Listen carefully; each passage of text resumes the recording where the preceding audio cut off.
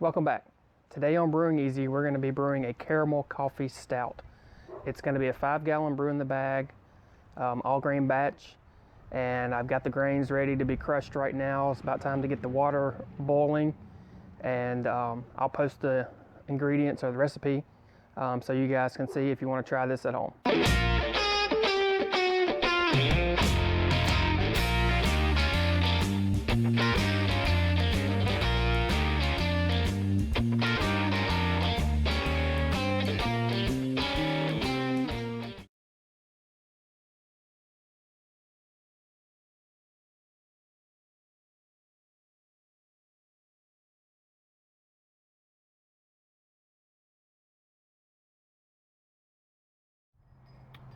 Alright, we have hit 167 degrees, 168.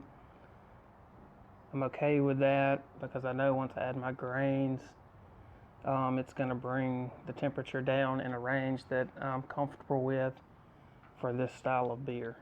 So I'm going to get the grain bag in, and then we'll start adding the grains. Slowly add them in, mix them up as we go. That way we don't get any dough balls.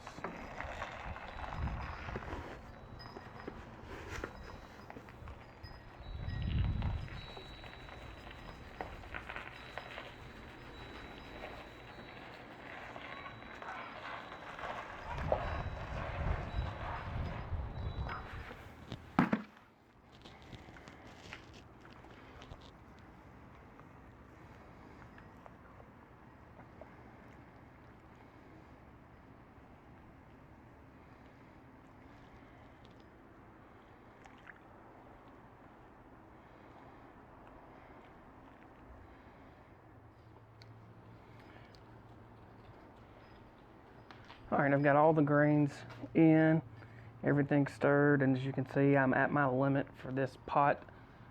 Probably should have done a little bit less water. It's a little over 7 gallons. Once I've mashed in our temperature now, 155, 156, right where we want to be. We're going to cover the pot, and I'll wrap some insulation around it, and I'll be back in an hour. I'll stir it in between, maybe in 30 minutes, and see what the temperature's at. But right now, this is perfect. So I'll get the lid on.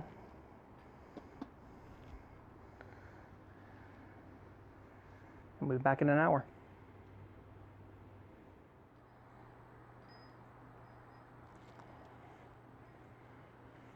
Alright, our 1 hour mash is up. And I'll take the lid off here. Give this a good stir. And then I'm going to lift the bag out and let it drain, and I'm going to put it in this bucket here.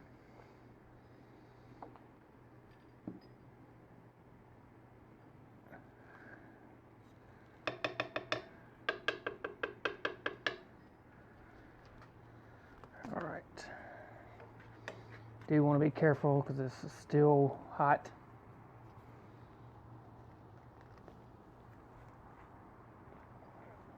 Okay. Matter of fact, got some gloves here I'm going to put on to help. And if you have a thermometer on the front of your kettle like I do here, you need to remember when you're pulling your bag out not to rip your bag. And use my spoon there to get it out of the way until I pull it up.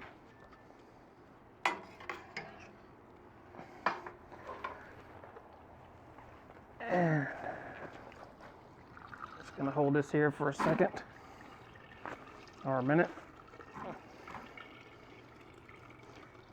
You can get a pulley and rig this up. I haven't done that yet.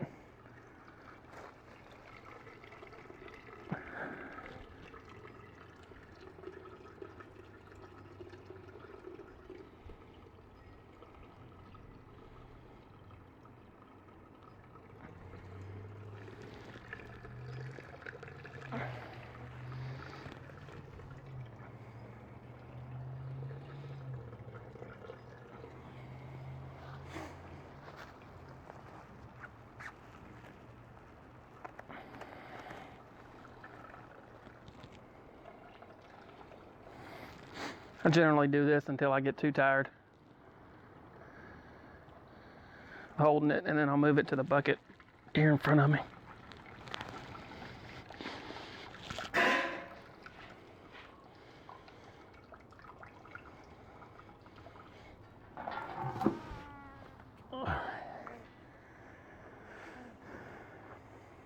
Since my kettle is only 10 gallons, I can't do a full volume mash with my brew in the bag.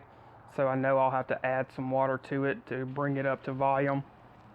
So if you can see over here on the right, I've got a little stock pot full of some warm water that I'm going to sparge with, and that will get my volumes up to where I need them to be for the boil.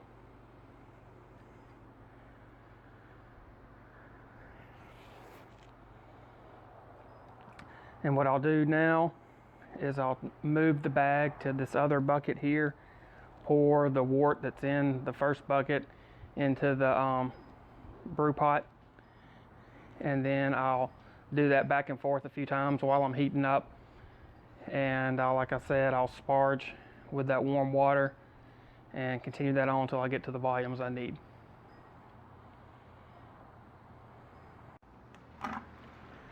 I just moved the bag after just a couple of minutes, if that, of sitting, and you can see how much more wort drained out of there. So that's why I'm going to continue to do that a few more times. But I'm going to add this to my pot and get the flame on.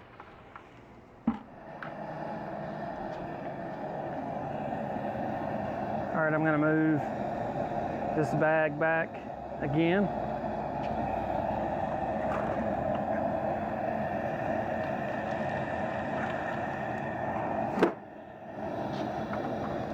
Again, you can see how much we got, and that goes in our kettle. And we'll continue to do that.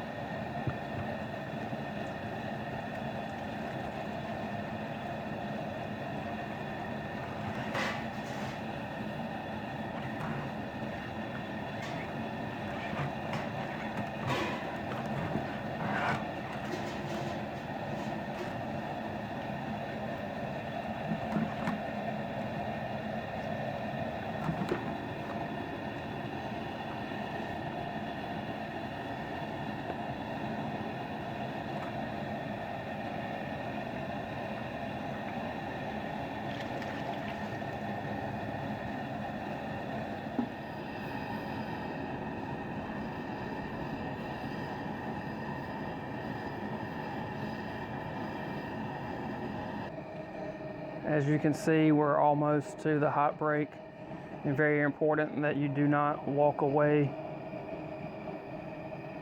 from your pot right now, because you will have a boil over, and you do not want that.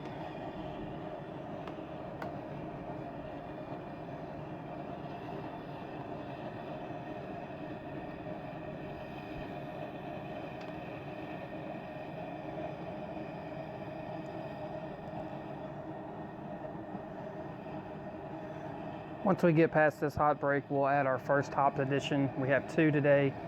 The 60-minute hop addition is going to be Magnum, 1 ounce of Magnum. And then our 10-minute hop addition is going to be 1 ounce of East Kent Goldings. All right, we've made it past our hot break, and now it's time to add our first addition of hops, which will be 1 ounce of Magnum.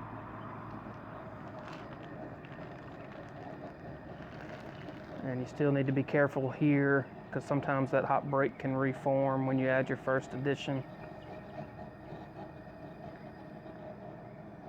Turn it down just a hair.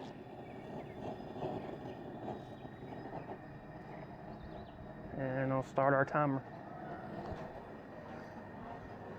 Okay, we're about 30 seconds away from adding our last hop addition and some Yeast Nutrient and our wort chiller so that it can be sanitized. Once that's done, we'll have 10 minutes left in the bowl, and we'll start our chilling process once that ends. Hopefully we can get it down very quickly.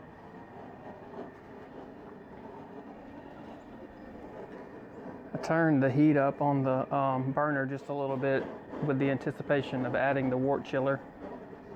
That's going to bring the temperature down a little bit. All right, there's our timer. Going to add those hops and some Yeast Nutrient that was dissolved in some water. And then I'll get the wort chiller in there.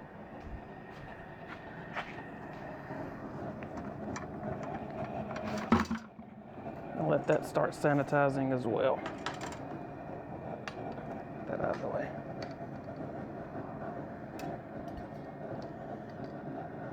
All right, we'll be back in 10 minutes.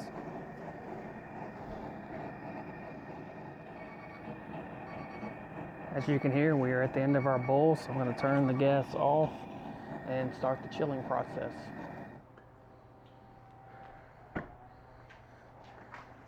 One thing I am going to do is put the lid on, not all the way, but just enough to cover in case something goes wrong with the wort chiller, springs a leak. We'll minimize any water that's going to get in there.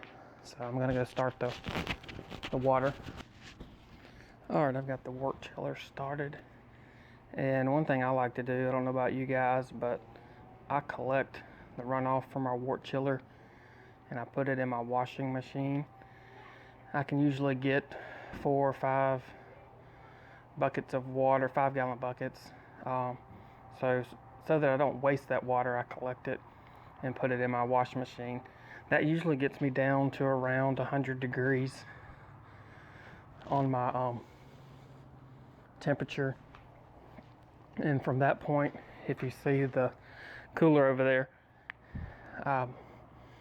got some ice water in there and I have a pump. I will hook the wort chiller up to that pump and then recirculate the ice water to bring it on. All right, we are at 110 degrees. It's been about 15 minutes.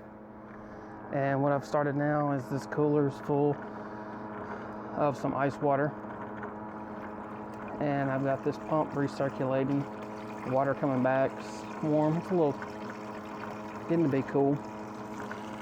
I've just got some frozen water bottles and cold water in here, and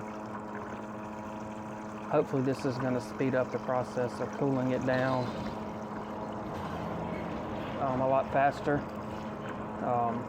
Doesn't do any good to do this until you get down to around 100 degrees.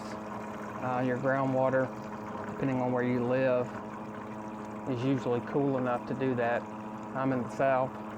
It is cooler here right now, but it's still not to the point where I can just rely on that. I need help.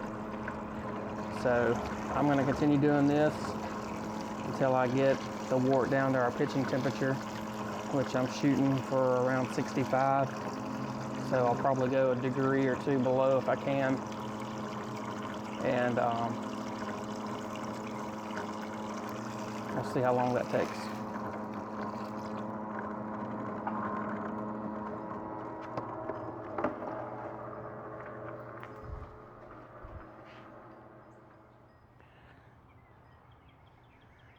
Well, I got it down into about 76 degrees, which I'm going to roll with that and let my fermentation chamber bring it down the rest of the way.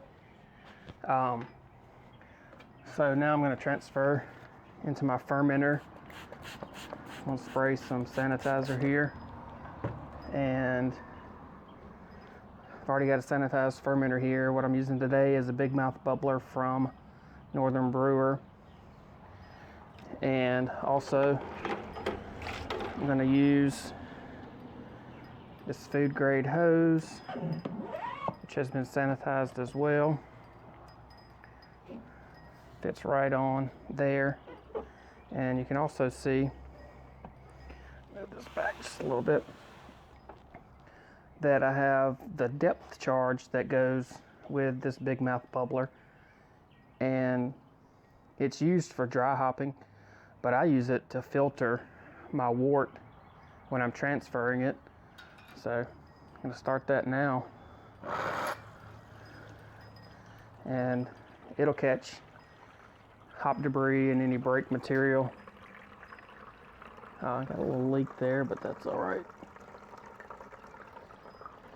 And we'll let this fill up, and I think we're going to get somewhere between 5.5 and 6 gallons.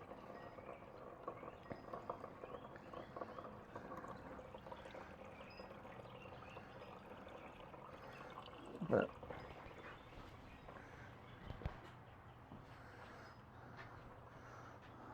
we'll see, give you a little better shot there. See that working.